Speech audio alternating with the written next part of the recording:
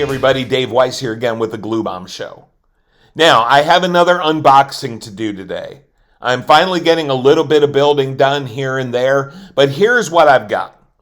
I've got my home where I live, and I have another place where I stay sometimes when I work.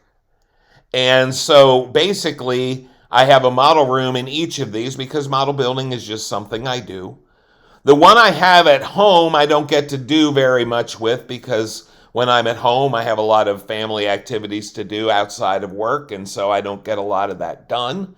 When I'm at work and I'm staying at my other place, which I love having, by the way, there's no television there, there's no internet there, and so I have a little bit of extra time sometimes in the evenings after I finish up all the work that I have to do. And so sometimes I will come up here and build. So the Chevelle that I reviewed last time, that was one of the kits that I built at my home. It took me months and months and months to build it. And now I have another one here that I want to show you. This is the next one I'm going to start at home, but I thought I'd do a quick unboxing of it here. And check this box art out. This is an AMT. This is a 29 Ford. And believe it or not, look at that box art. Isn't it incredibly beautiful? I mean, this is just really cool stuff. This is very retro. I'm definitely going to keep this box and do something with it. I don't know, maybe frame the lid. I'm not sure yet. But I want to do something with this. What's unique about this kit is, you see it's got the street rod version here, and then up here we have the stock version. But the thing is, there's two full kits in this box. And I'm going to start off by building the street rod version because I'm going to build that pretty much box stock, except I think I'm going to make mine orange, but that's a different story for a different day. The stock one, I'm actually going to build, I'm thinking about building that as a rust bucket and that will be my first one. So I've never done one before. I have this idea that I'd really like to try, and I really want to do a rusted out car. So the thing is, this box is actually split in two on the inside, and you have the stock kit and you have the street rod kit. So I'm just going to kind of unbox the street rod kit today. We'll look at the stock kit briefly just so you can see it, but I don't want to take these apart because I don't want to get the parts intermixed if I can help it.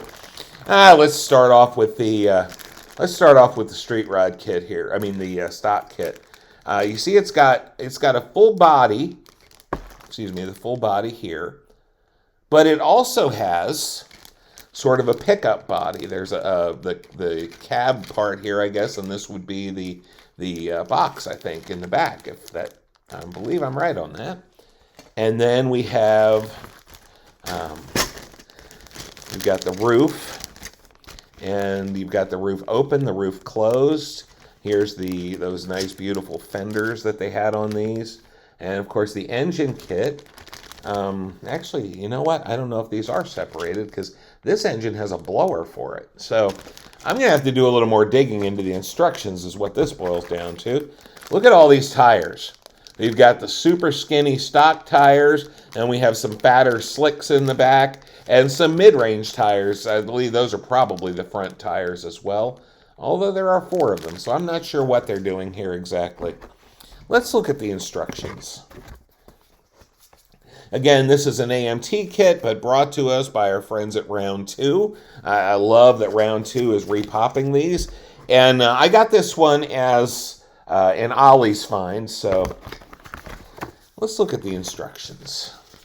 And first of all, on the front of the instructions, they have that beautiful cover graphic reproduced in black and white. I like that. All right.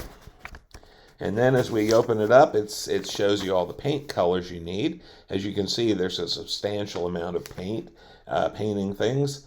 But as I look inside, I don't see a whole lot of painting instructions. So that's okay. So we have an engine that's a vintage and stock racing engine. And then we have the street rod engine. We have the various types of wheels here and how to assemble them.